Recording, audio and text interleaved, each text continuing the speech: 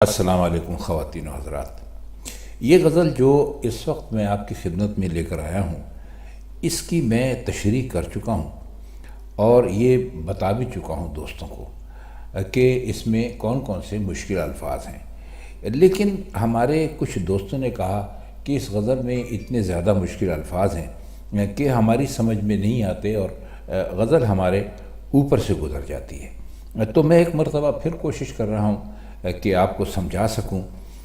اس میں اس کا پہلا شعر ہے: شب خمار شوق ساقی رستہ خیز اندازہ تھا، تا محیط بادہ صورت خانہ خمیازہ تھا۔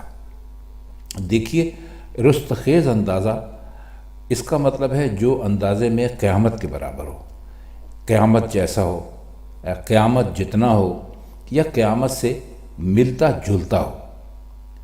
اور محیط کہتے ہیں اس چیز کو جس کے گھیرے میں ہر چیز آ جائے، جیسے آپ آسمان کو کہہ سکتے ہیں کہ وہ محیط ہے، کہ اس کے گھیرے میں زمین بھی ہے، یا آپ اگر چھتری لیے ہوئے جا رہے ہیں تو آپ کہہ سکتے ہیں کہ اس چھتری کے محیط میں ہوں، اور یہ محیط اتنا ہے کہ میرے اوپر بارش کے قطرے نہیں پڑ رہے، یعنی جو ہر چیز کے اوپر حاوی ہو، اس کو آپ کہتے ہیں محیط۔ شب کہتے ہیں رات کو، ساقی کہتے ہیں اس مرد کو یا عورت کو جو کہ شراب خانے میں دیتا ہے شراب لوگوں کو پینے کے لیے، اور بادہ کہتے ہیں شراب کو، اور خانہ کہتے ہیں گھر کو، اور خمیازہ کہتے ہیں نقصان، کسی بھی کوئی کام ایسا کیا جائے جس سے بعد میں نقصان ہو، اور تو اس کو خمیازہ کہتے ہیں۔ اب یہ دیکھیے، میں نے تقریباً اس شعر میں جتنے بھی الفاظ تھے ان سب کے معنی آپ کو بہت کھول کر آپ کو بتا دیے ہیں۔ تو میرا خیال یہ ہے کہ اب آپ کو ان اشعار کے معنی کی حد تک تو کوئی دقت پیش نہیں آنی چاہیے۔ اب ہم اس کا مطلب کرنے کی کوشش کرتے ہیں۔ تو وہ کہتے ہیں کہ رات ساقی کے شوق میں خمار، یعنی نشے کے اتار کی کیفیت ایسی ہو گئی تھی گویا قیامت آ گئی۔ اب خمار کا آپ مطلب سمجھیں۔ خمار کا مطلب ہوتا ہے جب آدمی کوئی نشہ کرتا ہے اور وہ نشہ ٹوٹنے لگتا ہے، یعنی وہ نشہ ختم ہونے لگتا ہے، تو آدمی کے اوپر جو آدمی کی حالت ہوتی ہے یا جس کیفیت سے وہ اس وقت گزر رہا ہوتا ہے، اس کو خمار کہتے ہیں۔ دیکھیے، یہ خمار کا لفظ نکلا ہے خمر سے، اور خمر کہتے ہیں شراب کو۔ آپ نے مخمور بھی سنا ہوگا۔ مخمور کا مطلب ہوتا ہے شراب کے اثر میں۔ آپ نے سنا ہوگا کئی مرتبہ، اشعار میں بھی ہوتا ہے، کئی لوگ ناولوں، کہانیوں، افسانوں میں بھی لکھتے ہیں کہ اس کی آنکھیں مخمور تھیں۔ مخمور کا مطلب یہ ہے کہ وہ شرابیوں جیسی تھیں۔ تو نشہ جو ہے جب وہ ٹوٹنے لگتا ہے اور اس کی تھوڑی بہت کیفیت باقی رہ جاتی ہے تو اس کو کہتے ہیں خمار، یعنی شراب کے اثر میں۔ تو وہ یہ کہتے ہیں کہ جی رات تو ایسی قیامت خیز حالت ہو گئی تھی مے خانے میں، یعنی شراب خانے میں، جیسے قیامت آ گئی، اور شراب جہاں جہاں اور جس برتن میں تھی وہ انگڑائی کا تصویر خانہ بن گئی تھی۔ اب دیکھیے، انگڑائی کا تصویر خانہ سے کیا مراد ہے ان کی؟ یہی حالت ہے کہ جب نشہ ٹوٹنے لگتا ہے تو نشہ کرنے والے کو انگڑائیاں آنے لگتی ہیں۔ اب انگڑائی تو آپ جانتے ہی ہوں گے کہ وہ کیا چیز ہے۔ تصویر خانہ کا مطلب انہوں نے یہ لیا ہے کہ جیسے انگڑائیاں ہی انگڑائیاں لوگ لے رہے تھے، اور ساقی موجود نہیں تھا۔ یعنی ساقی تو وہ ہوتا ہے نا جس کا کام ہوتا ہے لوگوں کو شراب دینا، ابھی آپ کو بتایا ہے۔ تو جب ساقی موجود نہیں ہوگا، شراب دینے والوں کو کوئی تو شراب نہیں ملے گی، تو ان کا یہی حال ہوگا کہ ان کا نشہ ٹوٹ رہا ہوگا اور ان کو انگڑائیاں آ رہی ہوں گی، اور جو وہاں پر جو لوگ اکٹھے تھے، میکش جو تھے، شراب پینے والے تھے، وہ اس طرح سے وہاں پر ایک قیامت مچی ہوئی تھی کہ بدمزگی تھی، بے لطفی تھی، پریشانی کا عالم تھا، جیسے کہ قیامت کو رونما ہوگی۔ یعنی جو شراب پینے والے تھے ان کے لیے ایک طرح سے قیامت آ گئی تھی۔ قیامت اس لیے آ گئی تھی کہ انہیں شراب کی بڑی سخت ضرورت تھی اور شراب موجود نہیں تھی۔ تو وہ کہہ رہے کہ وہ جو جتنے بھی وہاں پر شراب کے جتنے برتن تھے جن میں شراب پی جاتی ہے، جو جنہیں کہتے ہیں ساغر کہتے ہیں اور سبو کہتے ہیں اور کئی الفاظ اس کے لیے استعمال ہوتے ہیں، تو وہ ان کی جو انگڑائیاں تھیں ان کے تختہ مشق بنے ہوئے تھے۔ ابھی آپ کو بتایا ہے کہ شرابیوں کو انگڑائیاں اس وقت آتی ہیں جب نشہ اتر رہا ہو اور شراب کی طلب انہیں یعنی تنگ کرے، پریشان کرے، اور شراب صرف ساقی پلا سکتا ہو جس کا انتظار ہو رہا ہے۔ اس لیے ہر شراب خانہ اور اس کی ہر چیز ایک طرح کے خمیازے کی صورت اختیار کر گئی۔ تو شاعر نے شعر میں یہ بتایا ہے کہ پینے والے خمار میں مبتلا ہیں، انہیں طلب ہو رہی ہے، ساقی موجود نہیں ہے اور اس کا انتظار ہو رہا ہے، اور ایک طرح سے وہاں پر وہ یعنی نظارہ ہے جو قیامت کے دن ہوگا کہ ہر آدمی اپنی اپنی پریشانی میں ہوگا۔ ہمارا خیال یہ ہے کہ اس شعر کی ہم نے کافی حد تک تشریح کر دی ہے، اور جن دوستوں کی سمجھ میں ابھی تک یہ باتیں نہیں آئی تھیں ان کی باتیں وہ ہماری بات ضرور سمجھ گئے ہوں گے، اور اس سے زیادہ اب اس شعر کی ہم کیا تشریح کریں۔ اگلا شعر ہے کہ یک قدم وحشت سے در سے دفتر امکان کھلا، جادہ اجزائے دو عالم دشت کا شیرازہ تھا۔ وحشت تو آپ جانتے ہیں کہ جو عشق میں ایک حالت ہو جاتی ہے، انسان اپنے آپ میں نہیں رہتا، اس کو انہوں نے کہا ہے، اور دفتر امکان کا مطلب ہے کہ ایک ایسا رجسٹر کھل گیا کہ یعنی یہاں پر دفتر امکان اصل میں کہا گیا ہے کائنات کے لیے، تو دفتر امکان یعنی کائنات کی کتاب۔ اب یہ مشکل ہوگا آپ کے لیے، لیکن جب ہم اس شعر کی تشریح کرنے پر آئیں گے تو انشاءاللہ آپ کو ساری بات بہت صاف صاف سمجھ میں آ جائے گی۔ جادہ کہتے ہیں راستے کو، پگڈنڈی کو۔ آپ نے دیکھا ہوگا کچے راستے پہ جب جہاں گھاس وغیرہ اگی ہوئی ہو تو جہاں پر لوگوں کا آنا جانا ہوتا ہے تو وہاں کوئی گھاس نہیں ہوتی، ایک راستہ سا بن جاتا ہے، تو اس کو کہتے ہیں پگڈنڈی، اور اس کو انہوں نے غالب نے اس کو کہا ہے جادہ۔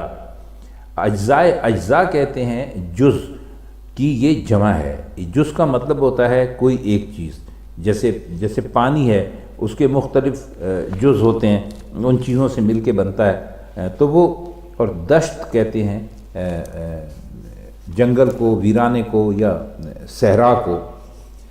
تو وہ کہہ یہ رہے ہیں کہ ہم نے وحشت کی پگڈنڈی پر ایک ہی قدم اٹھایا تھا، یعنی ابھی ہم پر ابھی وحشت ابھی طاری ہوئی تھی، بالکل شروع کی ابتدائی حالت تھی، تو اس کے ساتھ ہی جو کائنات کی کتاب تھی اس کا درس ہم پر واضح ہو گیا۔ اب کائنات کی کتاب کا درس واضح ہونے کا کیا مطلب ہے؟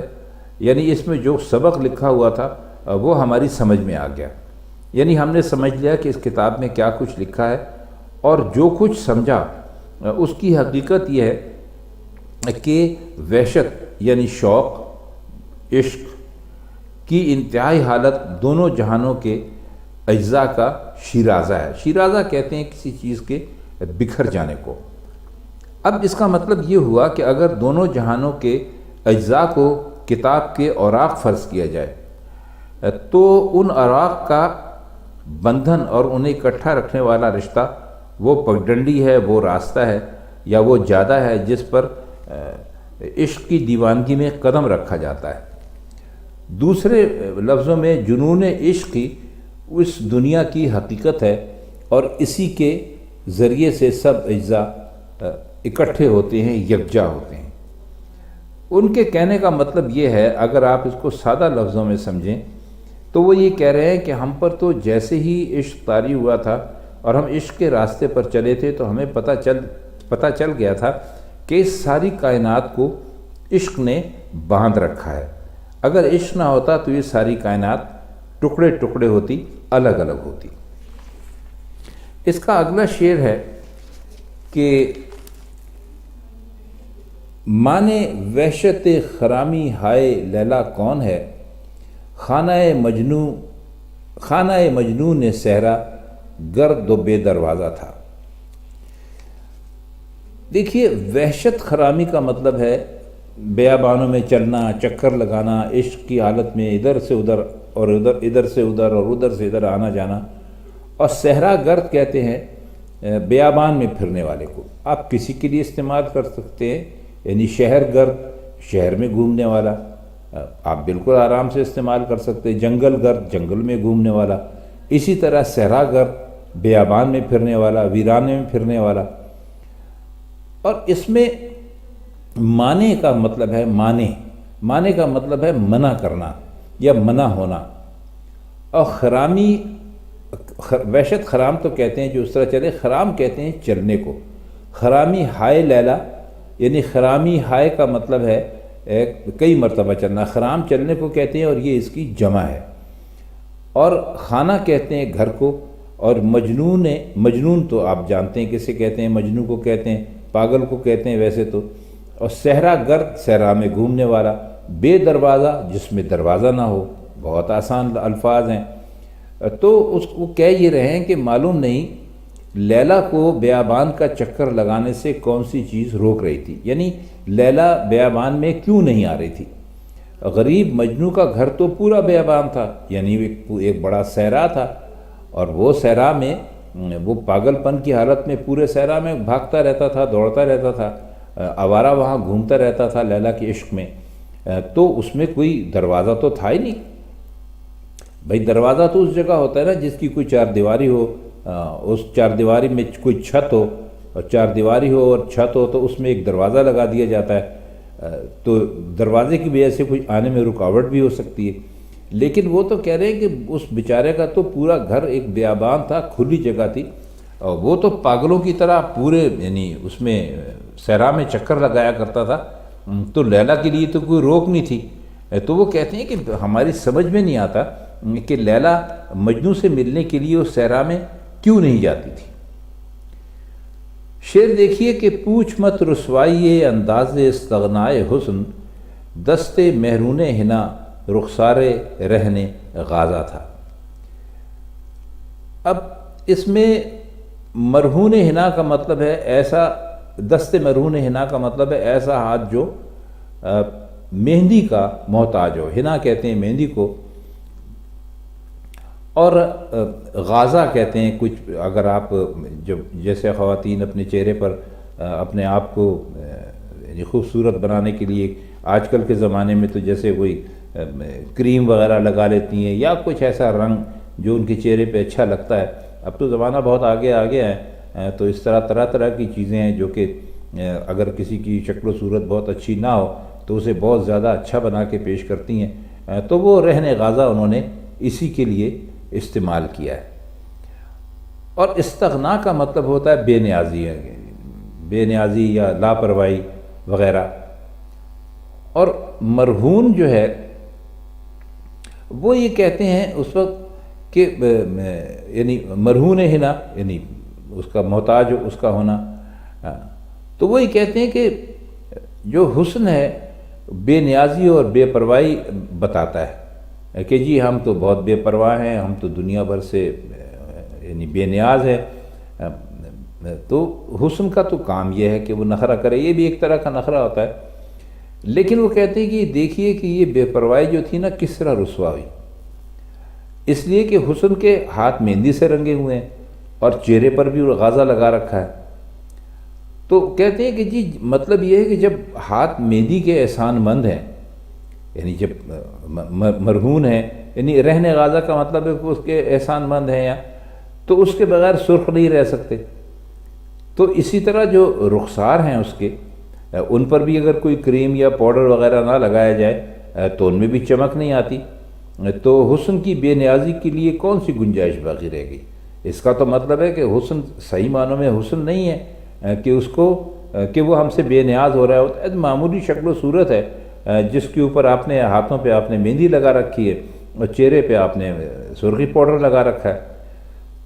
تو اصل میں وہ یہ کہنا چاہتے ہیں کہ جو حقیقی حسن ہوتا ہے، صحیح حسن ہوتا ہے، اس کو بناؤ سنگار کی کوئی ضرورت نہیں ہوتی، اسے نہ ہاتھوں میں مہندی لگانا پڑتی ہے، نہ چہرے پر کوئی کریم ملنے کی ضرورت پیش آتی ہے۔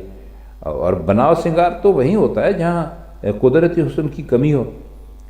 حالانکہ مہندی اور یعنی یہ غازہ لگا کے اس سے بننا اور سنورنا تو حسن کی بے نیازی کے لیے تو ایک رسوائی ہے ایک طرح سے۔ تو یہ وہ کہتے ہیں کہ ہم تو اس سے بالکل متاثر نہیں ہیں. تو یہ کہتے ہیں کہ بس یہ سمجھنے کہ جو ان کا جو استغنا تھا جو ہمارے محبوب کا، وہ یوں سمجھ لے کہ بس وہ جو لاپرواہی تھی، بے پرواہی تھی، وہ ایسی جھوٹی تھی. اس لیے کہ اگر سچا حسن ہوتا تو وہ ہمارے سامنے ایسے ہاتھوں میں مہندی لگا کے اور چہرے پر یہ رنگ طرح طرح کے لگا کے ہمارے سامنے نہیں آتے. اب دیکھیے شعر ہے کہ نالائے دل نے دیے اوراق لخت دل بباد، یادگار نالہ ایک دیوان بے شیرازہ تھا.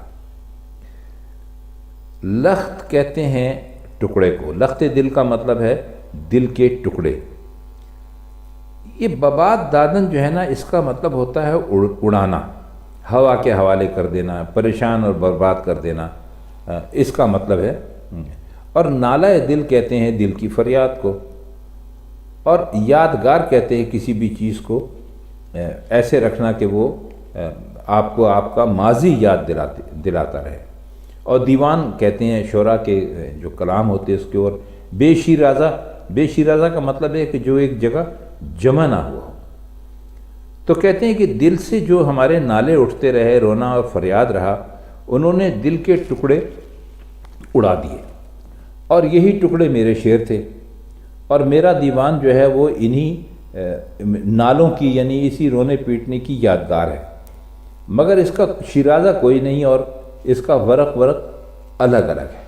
تو خواتین حضرات، ہم نے تو بڑی کوشش کی کہ آپ کو یہ جو مرزا غالب کی اس غزل کے جو اشعار ہیں ایک مرتبہ پھر ان کا معنی کرے. اگر اب بھی آپ کی سمجھ میں معنی نہیں آتے تو آپ کسی استاد سے رجوع کیجئے، ممکن ہے کہ وہ ہم سے زیادہ بہتر آپ کو سمجھا سکیں. ہم نے اس کی 2 مرتبہ شرح کی، اور اب یہ دوسری مرتبہ ہے. اور تب ہم امید تو کرتے ہیں کہ آپ کی سمجھ میں یہ سب باتیں آ گئی ہوں گی.